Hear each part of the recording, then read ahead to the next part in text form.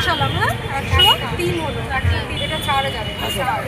সিঁদুরে রাঙিয়ে উমাকে বিদায় জানানোর সেই অনন্য মুহূর্ত দৃশ্যে বিজয়া দশমীতে মণ্ডপ জুড়ে এক অদ্ভুত আবহ, আনন্দের রঙে মিশে আছে বিষাদের সুর।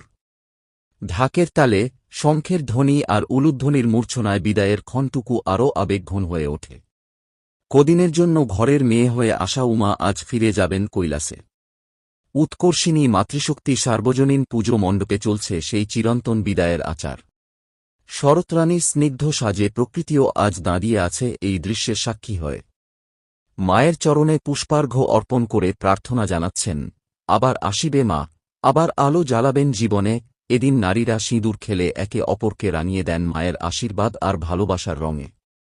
চোখে জল থাকলেও ঠোঁটে ভেসে ওঠে একটাই আশা, আগামী বছর আরও আনন্দ, আরও মঙ্গল নিয়ে ফিরবেন মা।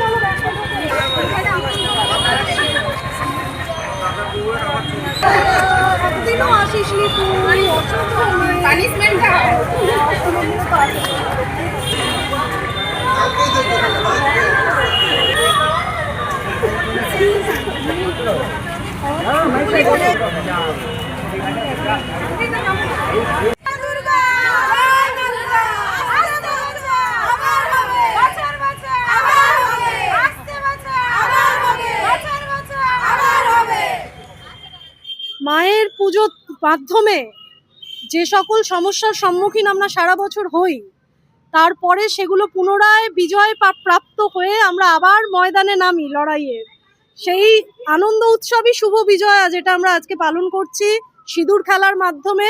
এবং এই সংগ্রাম লড়াই জারি আছে, জারি থাকবে। মায়ের আশীর্বাদ নিয়ে আমরা আরো শক্তিশালী হয়ে আগামী দিনে লড়াইয়ের ময়দানে থাকব। সেটা আমাদের জীবন সংগ্রাম হোক, সেটা রাজনৈতিক সংগ্রাম হোক, সেটা সামাজিক সংগ্রাম হোক, আমরা ঐক্যবদ্ধভাবে হিন্দুত্বের জন্য, সনাতনী সমাজের জন্য এইখানে আমরা একইভাবে কাজ করব যেমন করছিলাম। তো আবার আগামী বছরের অপেক্ষা, আশা করব এই বছরটা 25 সাল যেরকম ভাবে চলছে সেই জিনিসের সমাপ্তি ঘটবে। এবং যদি বলতে হয় পুরোপুরি সামাজিক পরিবর্তন ঘটানোর জন্য আমরা প্রয়াস করব। সমাজও এবার বুঝিয়ে দিয়েছে যে এই যেভাবে চলছে সেভাবে আর চলবে না আগামীতে। তো 26-এ আমরা ভালো কিছুর জন্য আশাবাদী, এতটুকুই বলবো 26 সালে। আমি পারিজাত সেনগুপ্ত। আজকে মায়ের বিদায়, তাই জন্য আমাদের সবার মনে একটা আবার আসছে বছর আবার মা আসবেন, সেটাকে নিয়ে আমাদের আবার একটি বছর অপেক্ষা করতে হবে। আর এই বছর মা যাচ্ছে বলে আমাদের সবার মনে অনেক দুঃখ হয়েছে। তো এবার মায়ের বিদায়ের জন্য মায়ের কাছে একটাই প্রার্থনা যে এই 2026-এ একটা নতুন কিছু পরিবর্তন আসুক।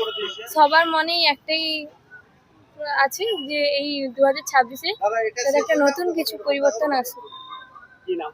নন্দিনী পতি।